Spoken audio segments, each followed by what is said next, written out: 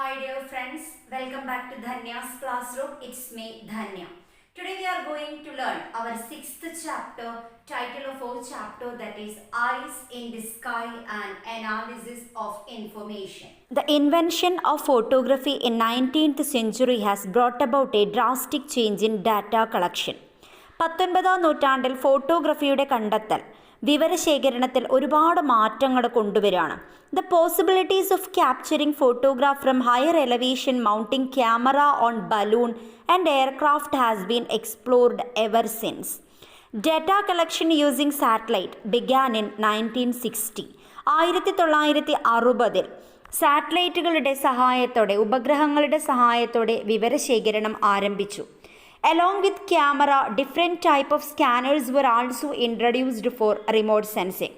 വിദൂര സംവേദനത്തിനു വേണ്ടി ക്യാമറയോടൊപ്പം വ്യത്യസ്ത തരത്തിലുള്ള സ്കാനറുകളും ഉപയോഗിക്കാൻ തുടങ്ങി. What is remote sensing? എന്താണ് വിദൂര സംവേദനം? A method of collecting information about an object or place or phenomenon without actual physical contact is known as remote sensing. ഒരു വസ്തുവിനെയോ അല്ലെങ്കിൽ ഒരു പ്രദേശത്തെയോ അതുമല്ലെങ്കിൽ ഒരു പ്രതിഭാസത്തെയോ സംബന്ധിക്കുന്ന വിവരങ്ങൾ സ്പർശബന്ധം കൂടാതെ ഉപകരണങ്ങളുടെ സഹായത്തോടെ മനസ്സിലാക്കുന്ന രീതിയാണ് വിദൂര സംവേദനം. ഒബ്ജക്റ്റ് എന്ന് പറഞ്ഞാൽ അതൊരു വസ്തുവാണ്. പ്രതിഭാസം, ഫോറസ്റ്റ് ഫയർ, അതൊരു പ്രതിഭാസമാണ്. അങ്ങനെയുള്ള പ്രദേശത്തൊന്നും നമുക്ക് പോയി ചെന്നെത്തി വിവരങ്ങൾ കണ്ടെത്താൻ സാധിക്കില്ല. അങ്ങനെയുള്ള സമയത്ത് നമ്മൾ ഉപയോഗിക്കുന്നത് വിവരങ്ങൾ അറിയാൻ വേണ്ടി നമ്മൾ ഉപയോഗിക്കുന്ന മെത്തേഡാണ് വിദൂര സംവേദനം അല്ലെങ്കിൽ remote sensing. What is sensors? എന്താണ് സംവേദകങ്ങൾ? Device used for data collection in remote sensing is called as sensors. Device used for data collection in remote sensing, വിദൂര സംവേദനത്തിന് ഉപയോഗിക്കുന്ന ഉപകരണങ്ങളെയാണ് നമ്മൾ സെൻസറുകൾ എന്ന് പറയുന്നത്. ഇനി ഏതെല്ലാമാണ് സെൻസറുകൾക്ക് ഉദാഹരണം? Camera and scanners are the example for sensors. ക്യാമറയും സ്കാനറുമാണ് സെൻസറിന് ഉദാഹരണം. ഇനി എന്താണ് ഈ സെൻസറുകളിൽ റെക്കോർഡ് ചെയ്യുന്നത് നോക്കാം. The sensor record the electromagnetic radiation reflected by an object. ഏതൊരു വസ്തുവിൽ നിന്നും പ്രതിഫലിക്കുന്ന ഇലക്ട്രോമാഗ്നറ്റിക് റേഡിയേഷൻ എന്ന് വെച്ചാൽ വൈദ്യുത കാന്തിക തരംഗങ്ങളെയാണ് ഈ സെൻസറുകൾ റെക്കോർഡ് ചെയ്യുന്നത്. An energy source is essential for remote sensing. This may be the solar energy containing electromagnetic radiation or an artificial source of light. നമുക്ക് റിമോട്ട് സെൻസിങ്ങിന് ഒരു എനർജി സോഴ്സ് അത്യാവശ്യമാണ്.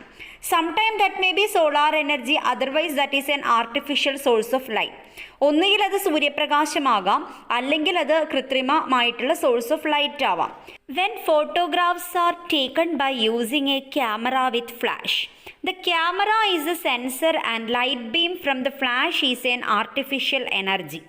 The electromagnetic energy reflected and radiated by object is utilized in remote sensing technology.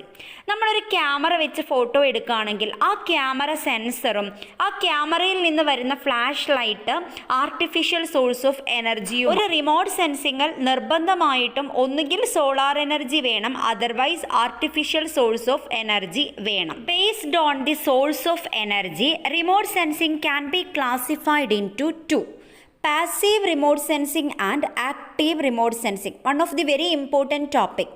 എങ്ങനെയാണ് source of എനർജിയുടെ അടിസ്ഥാനത്തിൽ remote സെൻസിങ്ങിനെ തരംതിരിച്ചിരിക്കുന്നത്? First one, that is passive. Passive എന്ന് പറഞ്ഞാൽ പരോക്ഷ വിദൂര സംവേദനം. ആക്റ്റീവ്, പ്രത്യക്ഷ റിമോട്ട് സെൻസിങ്, പ്രത്യക്ഷ വിദൂര സംവേദനം. What is passive remote sensing? Remote sensing is carried out with the help of solar energy is known as passive remote sensing. സൂര്യപ്രകാശത്തിൻ്റെ സഹായത്തോടെ നടക്കുന്ന വിദൂര സംവേദനമാണ് പരോക്ഷ വിദൂര സംവേദനം. Here the sensor do not emit energy by itself. Then what is active remote sensing? Made with the aid of artificial source of energy radiating from the sensor is known as active remote sensing. Artificial source of എനർജിയുടെ സഹായത്താൽ നടക്കുന്ന വിദൂര സംവേദനമാണ് active remote sensing. Very important ആണ് ഇത്. What is platform? എന്താണ് platform എന്ന് പറഞ്ഞാൽ? The carrier on which sensors are fixed is called a platform. The carrier on which sensors are fixed. നമ്മൾ നേരത്തെ പഠിച്ചല്ലോ, സെൻസർ എന്ന് പറഞ്ഞാൽ അത് ക്യാമറ ആയിരിക്കാം അല്ലെങ്കിൽ സ്കാനർ ആയിരിക്കാം.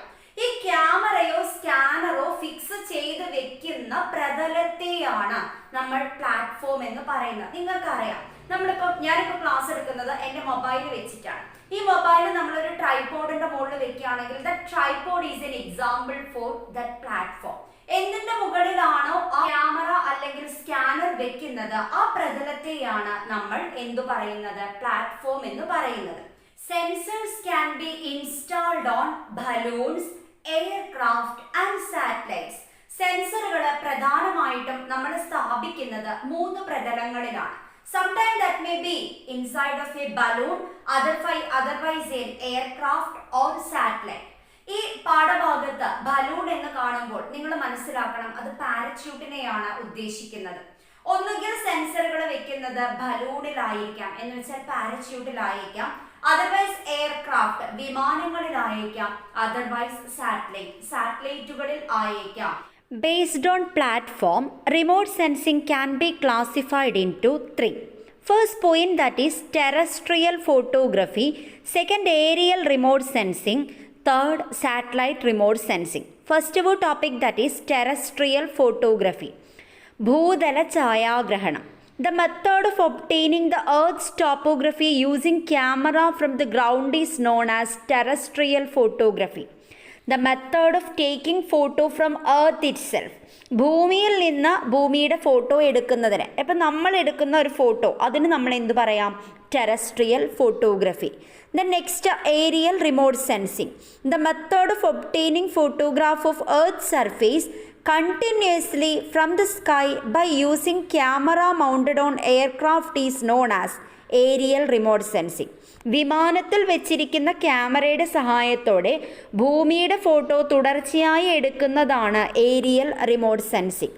Next, satellite remote sensing. The process of gathering information using the sensors installed in artificial satellite is known as satellite remote sensing. കൃത്രിമ ഉപഗ്രഹങ്ങളിൽ വെച്ചിരിക്കുന്ന ക്യാമറയുടെ അല്ലെങ്കിൽ സെൻസറിൻ്റെ സഹായത്തോടെ ഒരു പ്രദേശത്തിൻ്റെ ചിത്രം എടുക്കുന്നതിനെ പറയുന്ന പേരാണ് satellite remote sensing. These are the 3 important type of remote sensing based on platform. Aerial remote sensing and its merit. എന്തെല്ലാമാണ് ഏരിയൽ റിമോട്ട് സെൻസിങ് എന്ന് വെച്ചാൽ? ആകാശീയ വിദൂര സംവേദനവും അതിന്റെ നേട്ടങ്ങളും നമുക്ക് നോക്കാം ടെക്സ്റ്റ് ബുക്കിൽ എന്താണ് പറയുന്നതെന്ന്. Aerial remote sensing is generally used to gather information about comparatively smaller area. Aerial remote sensing we used to collect information about a smaller region. ചെറിയ പ്രദേശങ്ങളുടെ എന്ന് വെച്ചാൽ വിസ്തൃതി കുറഞ്ഞ പ്രദേശങ്ങളുടെ വിവരങ്ങൾ ലഭ്യമാകുന്നതിന് വേണ്ടിയാണ് ആകാശീയ വിദൂര സംവേദനം നമ്മൾ ഉപയോഗിക്കുന്നത്. Next point, the advantages of aerial remote sensing is that information of any region can be gathered in accordance with our requirement. നമ്മളുടെ താല്പര്യത്തിനനുസരിച്ച് ഏത് പ്രദേശത്തിന്റെ വിവരങ്ങളെയും നമുക്ക് ലഭ്യമാകുന്നു.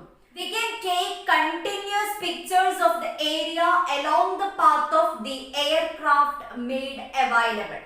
That means when that aircraft move through that region, we can collect continuous photo of a region. ആ വിമാനം കടന്നു പോകുന്ന പ്രദേശത്തിന്റെ തുടർച്ചയായ ചിത്രം നമ്മൾക്ക് ലഭ്യമാകുന്നു. The photographs obtained through this method are called aerial photograph. എന്ന് വെച്ചാൽ ഏരിയൽ റിമോട്ട് സെൻസിംഗ് വഴി ലഭ്യമാകുന്ന ഫോട്ടോഗ്രാഫിനെ നമ്മൾ പറയുന്ന പേരാണ് ഏരിയൽ ഫോട്ടോഗ്രാഫ്. എന്ന് വെച്ചാൽ ആകാശീയ ഛായാചിത്രങ്ങൾ. What is overlap in aerial photography? എന്താണ് ഏരിയൽ ഫോട്ടോഗ്രഫിയിലെ ഓവർലാപ്പ് എന്ന് പറഞ്ഞാൽ നോക്കാം. In each aerial photograph, nearly 60% of the places depicted in the adjacent photo is included. എന്ന് വെച്ചാൽ ഏതൊരു ഏരിയൽ ഫോട്ടോഗ്രഫിയിലും ആകാശീയ വിദൂര സംവേദനത്തിൽ എന്ന് വെച്ചാൽ നമ്മൾ വിമാനത്തിൽ നിന്നാണ് ഫോട്ടോ എടുക്കുന്നത്. അങ്ങനെ എടുക്കുന്ന സമയത്ത് nearly 60% of the places depicted in the adjacent photo, തൊട്ട് മുൻപേ ഉണ്ടായിരുന്ന ഫോട്ടോ ഫോട്ടോയിൽ ആവർത്തിക്കുന്നു. എന്തിനു വേണ്ടിയിട്ടാണ് ഇങ്ങനെ ചെയ്യുന്നത് എന്നറിയാവോ? This is done for ensuring continuity and to obtain three-dimensional vision with the help of stereoscope. നമുക്ക് സ്റ്റീരിയോസ്കോപ്പ് എന്ന ഉപകരണത്തിന്റെ സഹായത്തോടെ നമ്മൾ ഈ ചിത്രങ്ങൾ ചെക്ക് ചെയ്യുന്ന സമയത്ത് we want to get three-dimensional vision.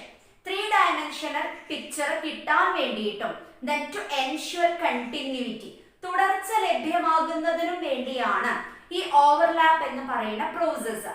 This is called overlap in aerial photography. നമുക്ക് സിമ്പിൾ ആയി പറയാം. Then based on aerial photography, when we took a photo, the first photo 60% is repeated in the second photo. ആദ്യത്തെ ഫോട്ടോയുടെ 60% രണ്ടാമത്തെ ഫോട്ടോയിൽ ആവർത്തിക്കുന്നു. For what purpose? Thus to ensure continuity. Then same time want to get a three-dimensional vision with the help of stereoscope. ഇത്രയും പഠിച്ചാൽ മതി ഈ topic. Overlap in aerial photography. Two such photographs of adjoining area with overlap are called stereo pair. ഓവർലാപ്പോട് കൂടിയിട്ടുള്ള ഒരു ജോഡി ആകാശീയ ചിത്രങ്ങളെ പറയുന്ന പേരാണ് സ്റ്റീരിയോ പെയർ. അപ്പം നമുക്കറിയണം വാട്ട് ഈസ് സ്റ്റീരിയോസ്കോപ്പ്. എന്താണ് stereoscope? The instrument which is used to obtain three dimensional view from the stereo pair is called stereoscope. Stereo pair നമ്മളൊരു ഇൻസ്ട്രുമെൻറ്റിലൂടെ നോക്കുന്ന സമയത്ത് നമുക്ക് ത്രീ-ഡയമെൻഷണൽ ഫിഗർ കിട്ടണം. ആ കിട്ടുന്ന ഇൻസ്ട്രുമെൻറ്റിന് പറയുന്ന പേരാണ് stereoscope. That is an instrument which is used to obtain three-dimensional view. The three-dimensional view obtained is called stereoscopic vision. നമുക്ക് ലഭ്യമാകുന്ന ആ ത്രീ-ഡയമെൻഷണൽ വ്യൂവിന് പറയുന്ന പേരാണ് stereoscopic vision. Already we studied what are the advantages of aerial remote sensing. Same time some limitations also there for aerial remote sensing. എന്തെല്ലാമാണ് aerial remote സെൻസിങ്ങിൻ്റെ limitations നമുക്ക് നോക്കാം. First point, the shaking of aircraft effect the quality of photos. നമുക്കറിയാലോ വിമാനത്തു നിന്നല്ലേ photo എടുക്കുന്നത് aerial remote സെൻസിങ്ങിൽ. Possibility for shaking of aircraft. നമ്മൾ ഏതൊരു വാഹനത്തിൽ നിന്ന് ഫോട്ടോ എടുക്കുകയാണെങ്കിലും ഫോട്ടോ ഷേക്ക് ആവാനുള്ള സാധ്യത കൂടുതലാണ്. അതുതന്നെയാണ് ഇവിടുത്തെ ഏറ്റവും പ്രധാനപ്പെട്ട പോയിന്റ് പറയുന്നത്. The shaking of aircraft effect the quality of photo. Second point, it is not practical to take photograph of region that are vast and extensive. വിശാലമായി കിടക്കുന്ന പ്രദേശങ്ങളുടെ ഫോട്ടോ എടുക്കാൻ പറ്റില്ല. കാരണം നമ്മൾ പറഞ്ഞല്ലോ സ്മോളർ റീജിയൻ്റെ ഫോട്ടോസാണ് എടുക്കുക എന്ന്. വലിയ പ്രദേശത്തിൻ്റെ ഫോട്ടോ എടുക്കാൻ ഏരിയൽ ഫോട്ടോഗ്രഫിക്ക് പറ്റുന്നില്ല. Then next, the aircraft require open space for take off and landing. വിമാനത്തിന് ഓപ്പൺ സ്പേസ് വേണം ടേക്ക് ഓഫ് ചെയ്യാനും ലാൻഡ് ചെയ്യാനും. Last point, landing the aircraft frequently for refuelling increases the cost. ഇടയ്ക്കിടയ്ക്ക് ഇന്ധനം നിറയ്ക്കാൻ വേണ്ടി വിമാനം താഴെ ഇറക്കുക എന്ന് പറയുന്നത് ഭയങ്കര ചെലവ് കൂടിയ പരിപാടിയാണ്. എന്ന് വെച്ചാൽ ഏരിയൽ റിമോട്ട് സെൻസിങ്ങിന് 2-3 അഡ്വാൻറ്റേജസ് പറഞ്ഞപ്പം അതോടുകൂടി തന്നെ some limitations also there for aerial remote sensing. It is one of the very important question. What are the limitations of aerial remote sensing? ഈ ചാപ്റ്ററിന്റെ അടുത്ത ഭാഗം നമുക്ക് അടുത്ത ക്ലാസ്സിൽ ഡിസ്കസ് ചെയ്യാം. If you like my class, don't forget to subscribe, share, comment and like my channel, my dear students. Thank you for watching my class.